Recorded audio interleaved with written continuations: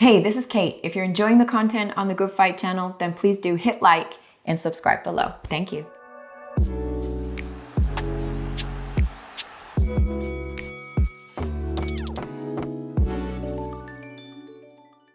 All right, Ginny, it is good to see you. So obviously you guys have a relationship from the amateurs, and it seems from what Kay tells me that you guys have a really good relationship. Tell me a bit about how you know Ginny. Jenny's like, I think Jenny was like, well, like I was saying, she's one of those people that like, she was in the middle, you know what I mean? She could get along with anybody and she was funny and, you know what I'm saying? She was outgoing. She grew into being a leader on Team USA because of, first she wasn't like, she just was to herself. But then because she came from a class with everybody that she knew, they were adults and all that stuff like that, then she ended up in a class with, kids they're like kids, they were coming up under her. So she had to like step up and become a leader and a captain and, kind of guide them to what she knew the mistakes that they would make on Team USA because she watched other fellow teammates do it when she was there and also, before. So I think like Jenny was like, she was a big influence and a big help on Team USA over the years. That actually really interests me because your journey with the Olympic team is super interesting in terms of the kind of the journey that you took from going to the first Olympics that you went as a sparring partner, right? But you hadn't actually fully qualified for the team. So you got to be part of it, but you're still on the outside, right? You're not really part of it. What was that experience like being there and knowing that this was my dream to be here and I'm kind of living it, but I'm not really? Yeah. I mean, I'm not gonna lie, it hurt, because I wanted to be fighting in the ring with my teammates and experiencing that part of it. But I have to say that I'm still lucky that USA Boxing made me team captain of that Olympic team and still let me go with the team to support and just be there for them. So that in itself, I feel honored to do that because I was the only one that of the team that didn't qualify but still got to go to Rio with them. And yeah, just to experience all the, like Shakur getting silver, Claressa getting her gold, Nico getting bronze. I was there for that moment with them and got to share it and got to see how the Olympics was. So I knew kind of how to like prepare myself for the next Olympics, which, Tokyo. Yeah, it was a little different because of COVID, but, I just got to have that experience, which just helped in general. So I'm guessing Tokyo, had you qualified under other circumstances, right? And it wasn't the whole COVID period, then your family, your friends, people would have been out there to support you. Right. How different was that kind of being there and not having that support of family? Yeah, it was a little, it kind of sucked. I was a little bummed about that, but it was out of everybody's control. And it was a little weird, I would say, because the arena was totally empty. So it was silent when I was fighting. And like I said, I got to see how it was in Rio. And so it was totally different in Tokyo. So it wasn't really the same experience or what I thought it would be. But I did accomplish, my dream of going to the Olympics. So that's what matters. I think it was harder for fighters in the Olympics like that in an empty arena to perform at their best. Yeah, I mean, some fighters is good because, they get nervous around being around a whole bunch of people. Some fighters are better in the gym. Then that's a moment like that, like when there's no one in the gym really. So some fighters are good with that, and some fighters, they rise to the occasion with the yelling and the cheering and stuff like that. Did it come up? Yeah. Well, so for somebody like Ginny, what was your expectation? This will work to her advantage, or this will be harder for her? Oh, she can't hear anyway. They think I'm deaf. I'm not deaf. She can't hear anyway. Nah, I'm just teasing. I'm just teasing. No, I think like. What? So do you say that she doesn't listen to you in the corner? No, I'm not saying that. No, we really literally say she's deaf. You know what I'm saying? But nah, I think with Jenny, like what I've noticed about Jenny is like she can hear certain people's voices. So I think that probably was a big thing too, because when things aren't working well in the corner, she can hear her coach or she can hear her mom or dad, her teammates, certain teammates, and she knows those teammates are coming from a place of, concern and worry, and they're not gonna feed her no bull crap. So she can hear them. So it's like, I think that kind of messed up a little thing for a lot of fighters. You know what I'm saying? Hearing their countrymen yelling for them, cheering for them, pushing them not really knowing when they're down. You know what I mean? Because, sometimes your teammates, they'll know when you're down and they'll start, come on, you got to do this, you got to do that. So you just like, you kind of lock into sometimes if your coaches are telling you the right thing, you lock into them and your team. But if the coaches aren't like feeding you the right thing, your teammates, you lock into them and they're telling you, yo, you're down, you're this. And Jenny's like one of those people that like she feeds off of like that. You know, like when she was with Shakur and all of them, she knew Shakur and them knew who she was, what kind of fighter she was. So I think like that helped her out with Gary and all of them. They all supported her. And Gary, so Gary Russell, okay. and you know, it was like that class was crazy. Like that Olympic team was really crazy because when she didn't make it, everybody was pretty like bothered about it because like they were a family. They were all cool. They were all close, and they watched each other up and down, you know, through their downs and their ups. And so I think that was Jenny's like real big moment. And I think, you know, not being there and seeing how it was, it motivated her. Like, I got to come back and do it again. You know? I mean, part of the story around you and the Tokyo Olympics is the fact that you nearly didn't make it, right? Because of the issue where you would pop positive for a performance enhancing drug, which then that was then ruled off. And there was somebody help me tell this story because this is a complicated one to tell. Ginny, tell me the story from your perspective. Do you feel comfortable telling it first, though? Yeah, sorry, good question. I feel comfortable, and I need to talk about it because it could happen to any athlete, not just me. And it might have happened in the past, and the athlete just didn't know about it, and they got in trouble for it. So what happened was I was seeing this guy. He was a wrestler, and I had ended up figuring out that he was taking this prohibited substance, and I ended up getting it through unprotected sex. And how we found out was the lawyer that was helping me with the case. He asked me the question if I had been having unprotected sex, and he knew this because I think it was a month before this had happened. A Canadian canoer had the exact same thing happen to her, and it took her a whole year to prove herself, but she had just gotten off on it. And luckily, because of her, honestly, I don't think if that had happened with her that soon, I probably wouldn't have made it to Tokyo. But because of that, and you sort of knew about the case and knew that it was possible and that, you know, I'm not just trying to make up something to get out of it. And then obviously we went through a whole investigation process. We had to do hair samples, me and him. I was negative. He was positive. We did a sit down interview. USADA did a sit down interview with both of us. I gave them my phone, sent them my phone so they could see our conversation that, you know, that we were kind of dating and in this relationship a little bit. And you know, I was cooperative. Luckily he was cooperative because this obviously affected him and changed his whole life. And so yeah, they went over the evidence, and yeah, they ruled it as no fault. And I want athletes to know that is, you know, that's another way to get, you know, I guess cross-contaminated or popped hot. And that I had no clue about. At first I didn't even believe it was possible until the lawyer was telling me about this other case. So it's crazy. It's a super personal thing to have play out so publicly, right? To have to kind of share all this information and for that to be in media everywhere. What was that experience like for you? Because this is an age of social media where everybody sees their own notifications. Like that can be really unpleasant, I would imagine.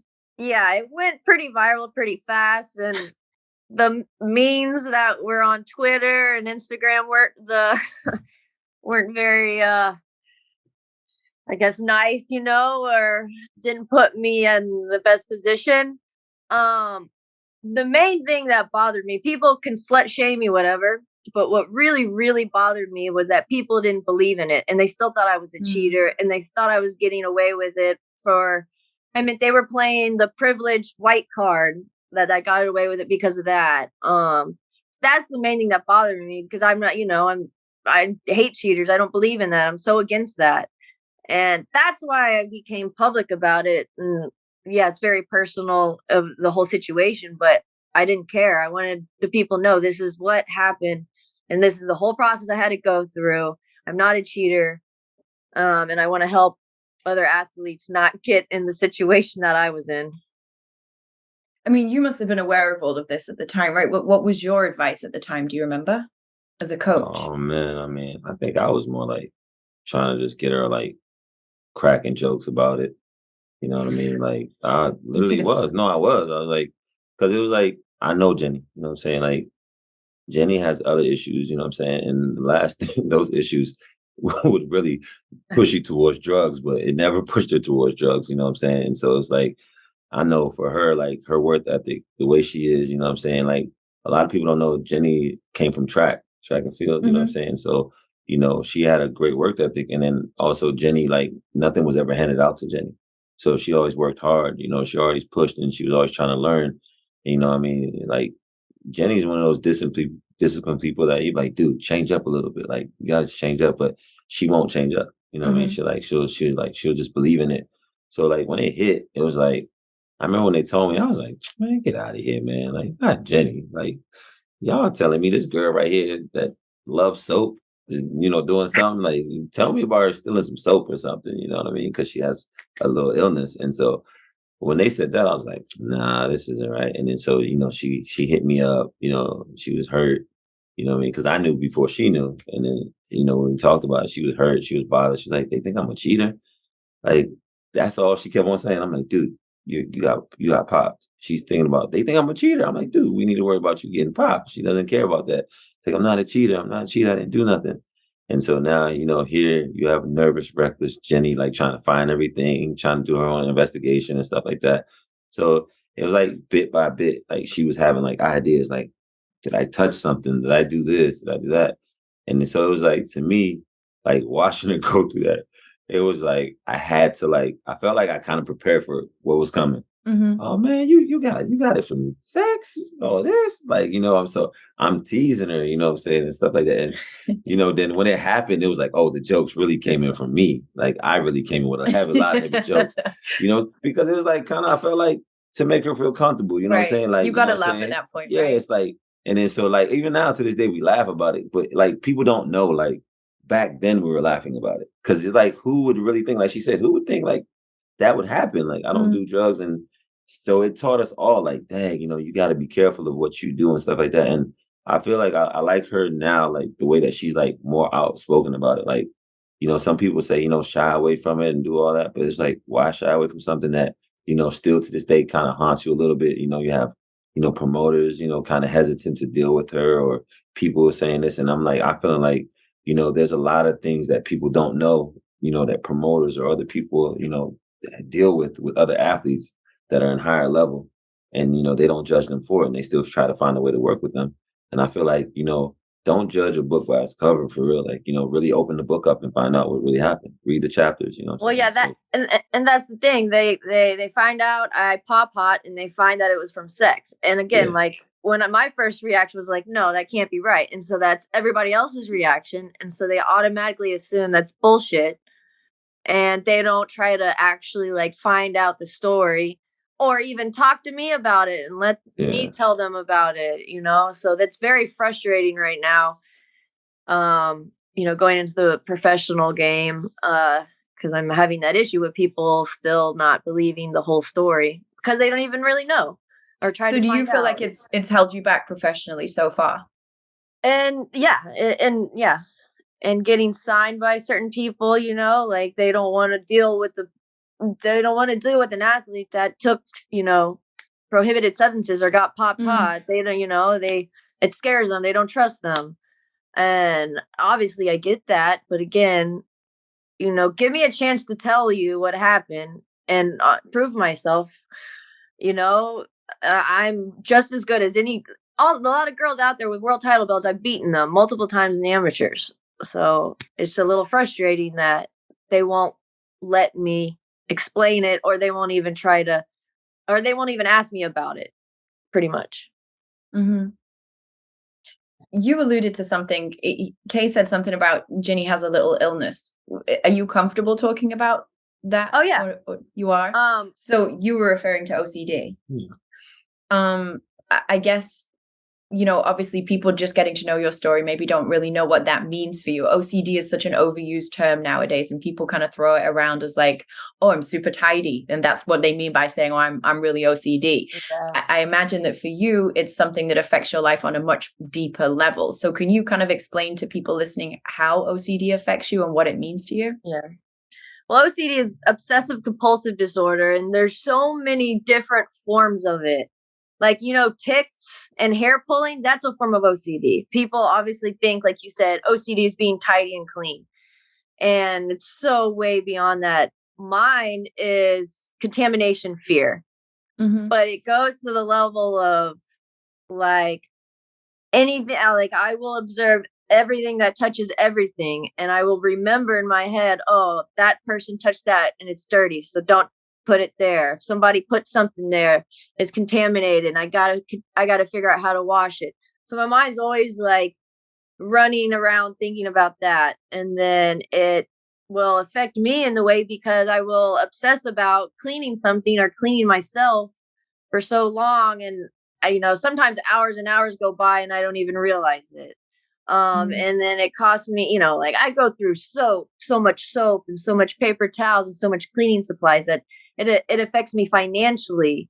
Um, so, and that's what people don't realize. They might see me like in the gym when we're doing push-ups, like go get a paper towel to put on the floor so my hands don't touch the floor, or like little things like that. But yeah, it goes so much beyond that. And obviously you don't see it because it's stuff, I do when I'm by myself.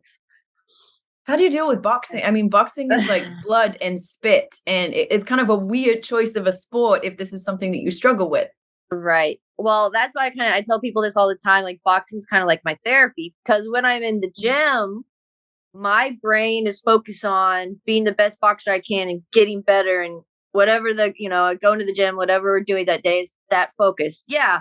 If I see somebody's like gloves touch the ring or touch the ground and I'm about to spar them and they're obviously hitting my face, yeah, I'll think about it and be like, but my brain is able to control that in the boxing gym, because it's like, it's either don't spar them and not get better and continue with your career, or spar them and let's do this. And so I'm able to go in there and not let that bother me, because boxing is my passion. It drives me. It gives me a purpose. And I think a lot of people with OCD is, if they have something like that in their life, that keeps them moving forward and they don't get stuck in their OCD world or caught up in their rituals and I call it like I get stuck in a trap or this prison. But boxing is able to drive me out of that and get me out of the bathroom, get me out of the shower, stop cleaning myself or cleaning an object or something like that.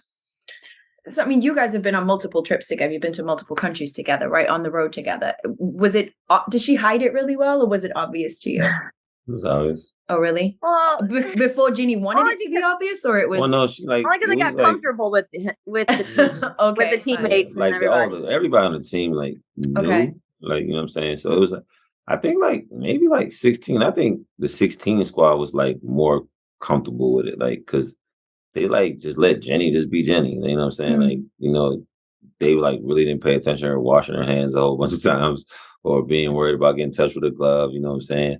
It was I think what brought her OCD more out was the comeback.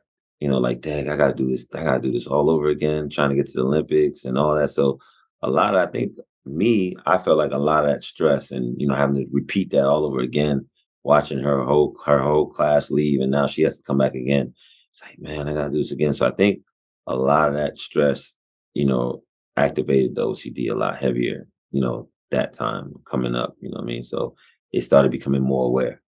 It started coming aware, you know what I'm saying? She would take long showers, washing, like she said, going to the store back to back.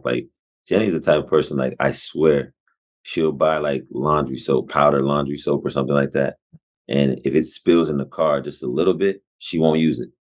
Okay. So it's a whole box. Or he means if it falls on the ground of the floor, even though it's in a bottle, to me, my brain's it's contaminated, even the inside of it, and I won't use it. Yeah. Yeah, I'm we'll take it. You know what I'm saying? We'll use it. It saves us from going to Walmart. But oh yeah, Michaela would drop things on the floor on purpose just so she could have it. Yeah, See, that's the move. You see what I'm saying? Exactly. It's that's what I'm saying. I feel she got comfortable with it because we got comfortable with it.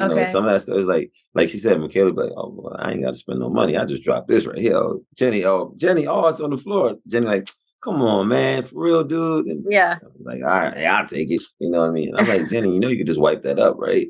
It's nah, man, it's messed up now. I'm That can't always have been like that for you, though, that you felt comfortable with people knowing. I feel like these are the kind of things that always you kind of want to avoid everybody being aware of these things, that like the anxieties that we can deal with, right?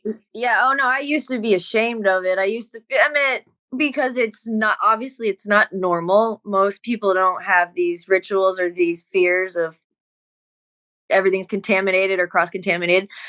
So, and I've struggled with it since I was in my youth, and it's hard for people to understand, and I get it. So I used to be ashamed and embarrassed. So yeah, I used to hide it. I used to pretend like, it didn't exist. I would just be like, I would use that term sometimes. I just like to be extra clean. I'm a clean germ freak. I used to use those terms, which us OCD people don't really like, because it's more than that. But yeah, and then when I won the trials for the 2016 Olympics and moved to the training center and traveled with, the 2016 team, and, we became a family, we became close. And obviously it was almost impossible for me to hide it, because we were traveling and living with each other all the time, training, eating, everything together. So it was really hard. And then they would see little things, and they would, ask me, why do you do that? And I would just go ahead and explain it to them, because I didn't know what else to do. And they'd be like, huh. And I could tell they wanted to understand like why I did it and what was going through my mind, instead of being like, oh, that's weird. Like, okay, weirdo, why. And so because of their reaction, I think that made me like, oh, okay, maybe people don't think I'm like weird or strange. They just want to try to understand it and and help. And once they understand, they can help. What? She running around thinking she a pirate. So what does that mean? So we like so I love the water, and I love the boat, and I love the sea, right? So when I was named team captain, right, I would lead the warm-ups. And I for certain drills we would do, I would have to give a command. And so I'm a little dork and like pirates and the pirate life. So I would say pirate commands like fire the cannon or heave ship for an exercise drill that we would have to do. And the team's like, oh my God, here she goes. And I just kind of kept that going, and I'm like, okay, guys, you're my crew. I'm your captain. We're on a voyage to get the gold medal. So you got a girl that has OCD and a pirate. Right? Well, Kay's publicly putting you on blast for everything he thinks is quote unquote weird about you. Yeah, what's weird about your former coach? I know. You must know some weird stuff about him. He's just weird in general. Thank you. I love it. You know what I'm saying? But okay, here's we didn't skip over that. Why is he weird in general? We're gonna come back to that. But no, I'm serious, because I want to touch something. You know what I'm saying? I want to touch something that I think kind of holds you back also with your career. Your age. I think, a lot of promoters look at your age, and I feel like that's kind of wrong, for any athlete that age, for them to look at age. I feel like if you're in a sport and you're giving your best and you're showing your performance that is great, no matter how old you are, I feel like you should have opportunity. And I feel like that's kind of holding you back, because I look at Bernard Hopkins, I look at Antonio Tarver, I look at all these guys that, and Bernard Hopkins didn't have an amateur career. You know what I'm saying? And, he went away and he came out and he started, way after all these guys that came from Olympics or amateurs, and he came and he beat a lot of those guys. Then you turn around, you have Antonio Tarver, who, came out of Olympics when he wasn't meant to go to the Olympics. He was meant to go to the Olympics before that. And he came out older. He was the older guy on that team. So do you think it's gender related? Yeah, I really don't understand where people come up, like they say, oh, it's the age thing. Like, I really don't understand, because men do it. And so I guess I don't know what's the difference between women. Women age different than men. So we're actually peak later in life anyway. And he's right. The age thing kind of threw me for a loop. I did not expect my age to be a problem. I just didn't. I mean, I don't feel 34 anyways, and I feel like I still have a long career ahead of me. But yeah, when I've started to hear some things about they think I'm too old, and I was like, what? They think I'm too old? You gotta be kidding me.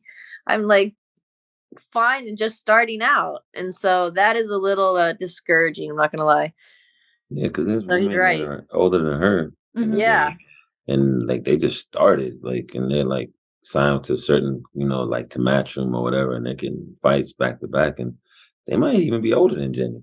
You know what I'm saying? And it's just like, I'm just like, what's the age thing? What's the big battle with the age thing when, you have the proof, you have the resume.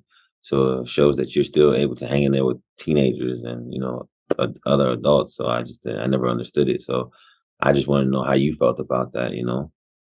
Well, yeah, like I said, it's discouraging, and I didn't even think that would be an issue. Even when my mindset of going for another squad into the Tokyo Olympics, I didn't think like, oh man, by the time I turn pro, I'm gonna be 34. Dang, is that going to be too old? That wasn't even a thought in my mind at all.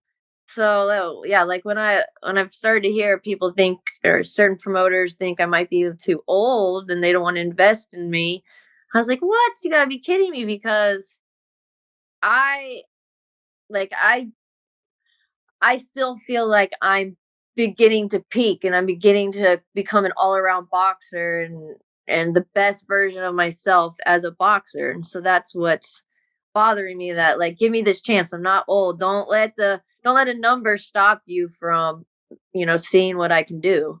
Well, as a coach, where do you see her at in terms of that progression? I mean, I feel like, going into the pro games, I think the pro game is a little bit better for her. You know what I mean? Because Jenny's like a boxer, you know what I'm saying? Jenny knows how to use the ring very well, does a great job, you know what I mean? I think, like, to be honest with you, I think she can beat some of the champions now, you know what I mean? And I feel like, for promoters, Which champions? you know what I mean?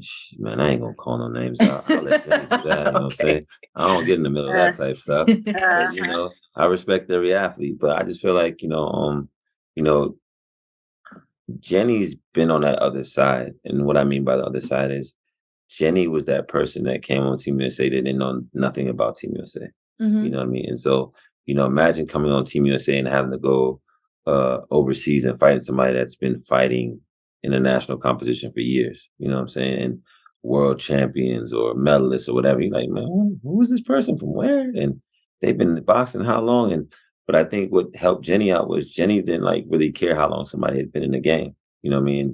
She would like after the fight, they'd be like, "Oh, you beat such and such." She's like, "I don't know. I don't know who that is." And she's been champion for how many years? Like, I don't know. So I feel like Jenny carries that attitude all the way with everything. And I feel like in the pros, I feel like Jenny's that person that like she knows the pro game now. She's learning. She's getting better. And I feel like she can fight the champions, you know what I mean? Because she's disciplined, because she's focused. And if promoters really want to, really, kind of feel stupid, take a chance, you know what I'm saying? Take a chance. And they want to win an argument and say, oh, I told you she was too old.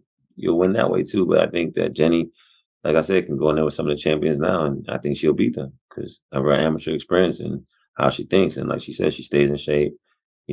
Women peak different than men. And so I feel like she should get opportunity. It seems like from the stories that you guys are telling that you're somebody who's dealt with multiple disappointments, right? And come up against different obstacles throughout. What gives you that fortitude to stay in boxing at this age, feeling like I'm getting discounted in certain ways because of my age? My reputation, as soon as people Google me, will become an issue because of things that have happened in the past that I wasn't even guilty of. yeah. Like, how do you then stay dialed in to say, well, I'm still going to walk this path? Because boxing is an easy path to walk at the best of times, right? And then you're in this situation where you're coming up against all this additional stuff.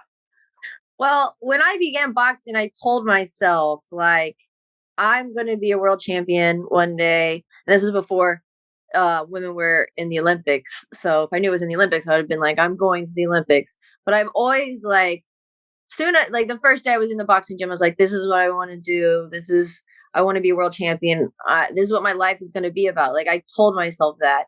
For one, I picked it up really fast, and I truly believed in myself. And, I started in college, so I started a little late, and I've never been in the boxing gym ever in my life when I started. Never even really watched boxing. And, there's this little white chick coming in the gym to box. So, and I've gone through, different coaches and just had to like find my way and find my right team. And I never stopped or never let anything, deter me, because, and I'm going back to when I said this is my passion. It like gave me the drive. It gave me a drive, and I just love, and I love boxing because makes you have to like prove yourself in all different kind of aspects, and that's what I love about the sport. Mm. But the main thing is I just believe in myself, and I'm one of those people that once I kind of put it in my head, this is what I'm going to do, and this is what I want to do. I'm not going to stop until I do it, until I can't physically do it anymore, pretty much, or until I get to that point of what I want to do.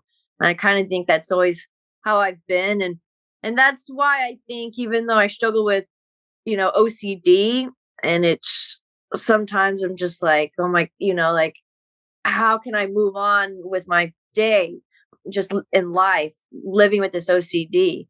But I've seen how I've gone through these obstacles with boxing and still living with OCD. And I'm like, so if I can do this, I can continue proving to people that, I'm going to do what I said I was going to do.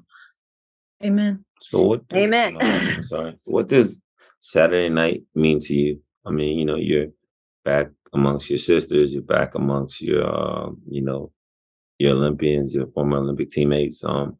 You're also back with females that you went to Tokyo with, from other countries that you know very well, because y'all did camps together. What does this moment feel for you like? What is this, like a coming out, or what is this like mean for women and for you to be around your family and also be around your amateur family as people that you knew?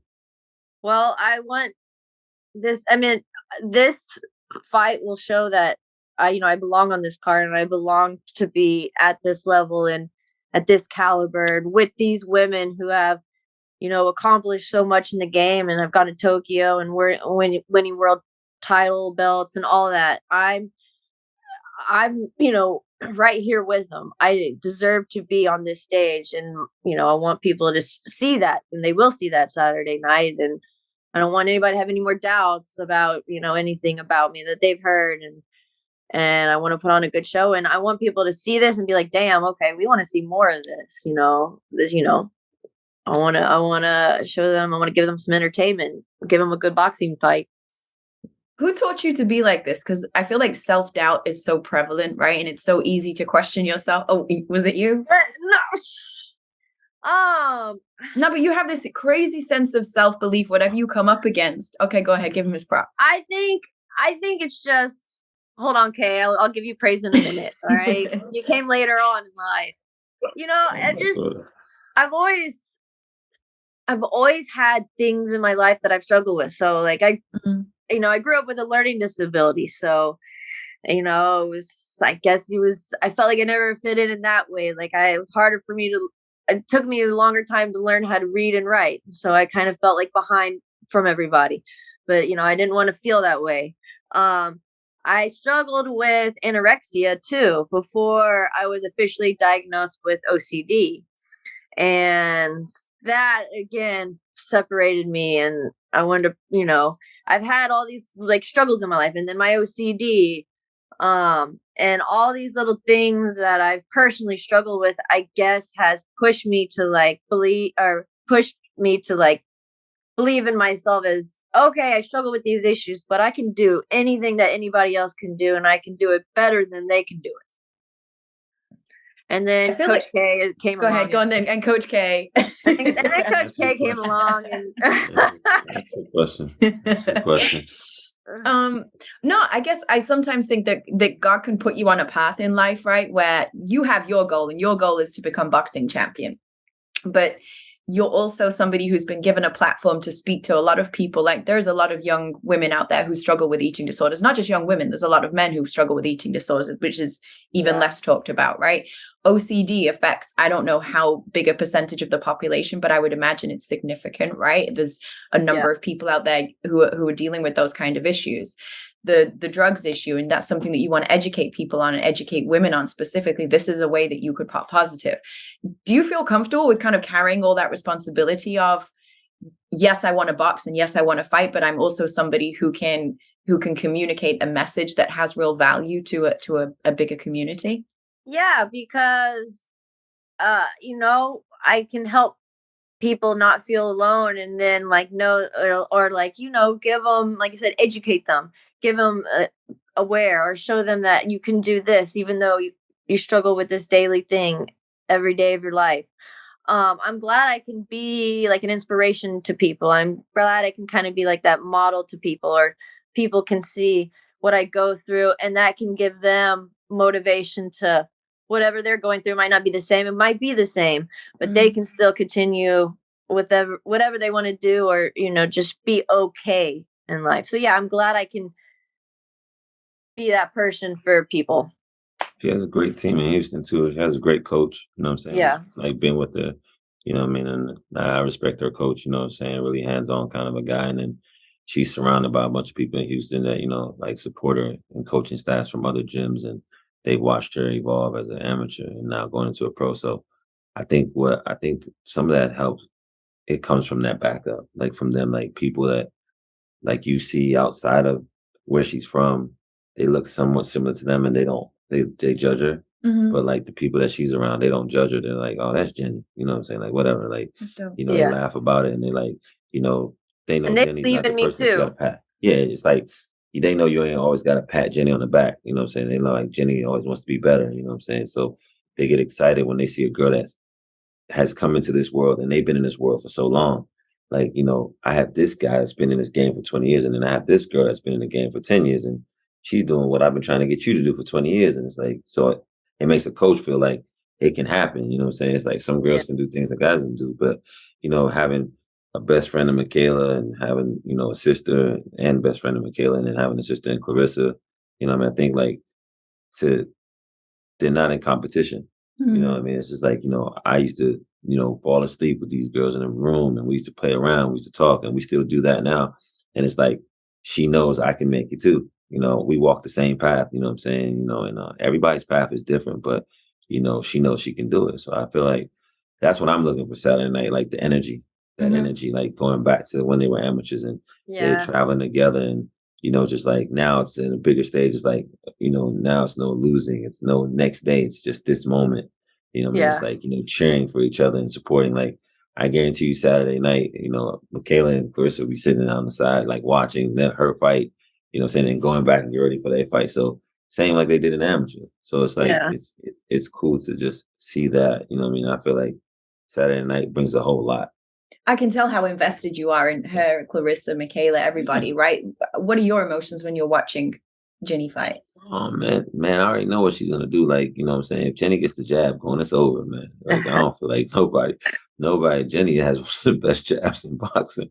So if she hits you 3 times with that jab, it's gonna be a long night. So, I know I don't never doubt her getting tired. I don't never, I'm saying, seeing her back down. So, it's exciting. And also I'm seeing a new part of Jenny that I kind of saw coming out of the amateurs a little bit. She's starting to work inside more and starting to do things like that. So I like that, you know what I'm saying? I like that, she's trying to show promoters in the pro game that I'm just not a boxer outside. I can do everything now, you know what I'm saying? And so that's part of the evolving stage, you know what I mean? Recognizing things that, maybe promoters might not like about me and, saying, okay, I'll get out of my comfort zone. I'll learn this. I'll get better at this. And I'll show you I can do this, you know what I mean? So whoever you put in front of me, I'll beat them. So, and that's another thing, like I wanted to say to you, like, what would be your message to promoters? Like, what would be a message to them? Like, about you? Like, what would you say, like, for them? Well, pretty much kind of going off what you said, like, I don't need a lot of time to like prove myself. My amateur career already, I would say, proves myself. I can get a world title fight soon. I don't need 12 fights before world title fight. 4 or 5 fights, I can do it. I'm not worried. I'll fight the best now. So we don't need to, take so much time or spend that much money to get me to where to where I want to be and to where the fans want me to be. So, like, let's get the ball rolling. I've told people I'm kind of like on the fast track. There's So, no, you know what I'm saying? what is so we've heard the beneficial side of what can happen for you if a promoter, took a leap with you. What would be beneficial for a promoter if they said, okay, I'm going to take a chance with this young lady? Like, what are you bringing to the table for them? You know what I'm saying? I think that's a question that they probably ask themselves also. Well, I think they would like my style, and I think I'd be an entertaining fighter, and I think my personality is obviously outgoing and a little quirky, and people like that, and people like to see more of that and want to get to know me more.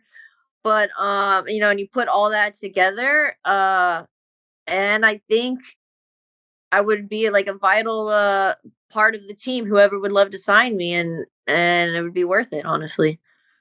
It's hard to sell yourself like that. You talk to the promoters. Why do you think that they should invest in somebody like you? To be honest with you, I feel like me from the outside looking in, like, you watch the story, track star, went to a one of the number one colleges for track and for football and all that stuff like that, LSU. Go Um, Tigers! yeah, comes from Houston, Texas, where, it's a lot of, famous boxers, you know what I'm saying, and stuff like that. And then, to be a female coming from Houston, Texas, with those boxers, Mhm. you know what I'm saying, training alongside the Gary Russells, you know what I'm saying, the Shakur Stevenson, the Michaela Maris, the Claressa Shields, you know what I'm saying, the Charles Conwells. I think, that helps, you know what I'm saying, because all of those people came from that background. It goes on to how many great amateurs she's trained along, and they're making a mark in the game now. Mm. Also, I feel like her education, towards like helping people who doubt themselves. I think a promoter can benefit off of that because, it'll show them that, hey, there's a lot of people that doubt themselves, but there's a lot of people that believe in themselves. And that, when you have the person that's not mentally strong and you sign them and they break down, but then you have this person that is mentally strong, that is ready to face anybody. You have a world champion. You have a champion that no matter who you put in front of them, they're gonna be ready to face them. And I feel like, she can market her beauty. It's a lot, it's different. It's different. I feel like, you have athletes that they they bring something to promoters.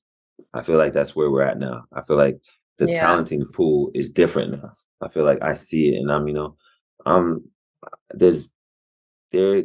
Everyone doesn't have to be a national champion in my eyes. Everybody doesn't have to be the standout amateur. It's what you and your team do in the gym. You know what I mean? So I feel like there's people that's never won a national championship, and they're in the game and they're beating people. But just because they haven't been seen in the national level, they don't get seen. You know what I mean? So there's a lot of Ginny Fuchs out there. You know what I'm saying? I feel like even though Ginny has all those accolades, a lot of these promoters, they're like scared, or they're worried about using it. And it's like, no, like, look at outside of boxing what she can do. You know what I'm saying? With kids, with adults, with people, you know what I mean? Like, that's somebody that you want to put out there. You know what I mean? So I feel like promoters will benefit a lot from her because she can also fluctuate with weight classes. She can dominate 3 divisions if she likes, you know what I'm saying? Just put her in there and you'll see, like, you'll be the one to, talk about her. Like, I feel like, look at Sinisa. She did it the best. Like, she didn't go through the route that Jenny, Michaela, and I'm going to do, but look where she's at. Sinisa is a world champion. She's beaten former Olympians, you know what I'm saying? So, I mean, look at her. She didn't let that stop her. So I feel like, promoters, Oscar De La Hoya and them benefited a lot from her. And now she's going into a new venture with Top Rank. So I feel like she's going to make a lot of noise with them. So I feel like, why not open the door for Virginia? Do you need a publicist? Because I think Kay's like, ready. Right. Hey, look, after We'll Saturday, talk terms. I don't know. We'll see. We'll talk terms. But nah, it's just, nah. But see, like, I know them, but also it wouldn't just be Jenny or anybody that I know personally. I'm a different kind of a coach. I look at everybody the same. You know what I mean? I feel like everybody needs an opportunity. They don't have to be my athlete, and I feel like that's where a lot of people mess up at. They have to know this person and have to have a relationship with them. Man, you could beat me, and I'm gonna tell the truth. She's great or he's great. Like, that's me. Like, I'm not gonna stop nobody's good fortune or moving forward. You know what I mean? Stuff like that. And I feel like that's what a lot of people do. They judge people, or they listen to other people's information, and then they don't want to move forward with somebody. I mean, I'm never going to stop anybody's blessings. So, if it's not Jenny and it's somebody else, I'm going to say the same thing. Like, everyone deserves an opportunity. And if you get your opportunity and you let it go, it's on you. But I feel like Jenny's the person that won't let it go. This is what she wants. So why not give her a chance? I like it. We took a bunch of your time. Just before you go, I just want to circle back to what's weird about Kay, because I know we're going to come back to that. Time's up, G. You say you're going to come back to that. Have you got anything? I don't really have anything specific. He's just a weird guy. This duo ain't gonna work. You going like that? Like, No. you doing that? Like, you trying? It's a 3-way conversation. That's what happens in 3-way conversation. This show is not gonna work. Okay. You doubling back on me now, like, and then you giggling. I mean, Look, I mean, I'm weird. I'm not that's all I mad. can say. Yeah, I'm weird. You know what I'm saying? you'll You asking see a it pirate if I'm weird? A pirate? Come on. It'll come out. It'll come out. You'll see it eventually. Yeah. Weirdness. But nah, I appreciate you, Jenny, you know what I'm saying, for your time, and good luck Saturday night. I hope Yeah. you do have that breakout, and I hope, you know what I'm saying, your blessings do come, and I hope this message gets out, and we can help you out a bit, you know what I'm saying, with you, coming out and talking.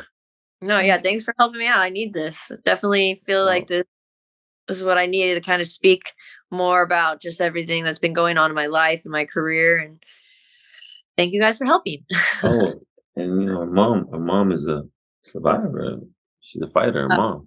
Oh yeah, my mom got diagnosed with breast cancer right before the Olympics. But she actually just went to the oncologist right before I left, and she's doing so good. They're gonna take out the port in her, so that's what you put a port in to do the treatment. But they said they needed to leave it in there in case it would come back, and they wanted to leave it in there for like a whole year. But she's looking so good, they're just gonna go ahead and take it out. So yeah. Praise God. That's great. Yeah. God bless your mom too. Yeah. Thank you. Thank you, Jenny. I appreciate you. All right. Thank you All guys. right, Kat. I'm gonna go eat now. All right.